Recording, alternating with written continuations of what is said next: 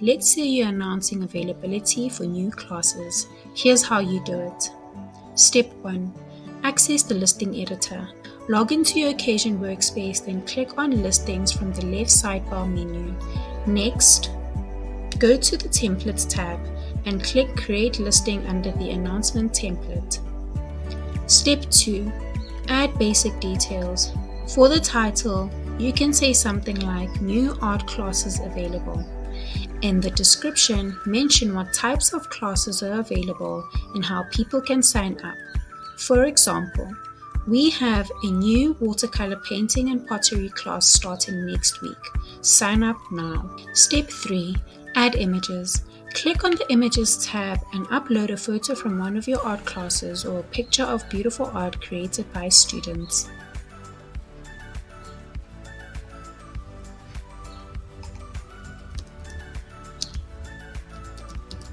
Step 4. Set time slot.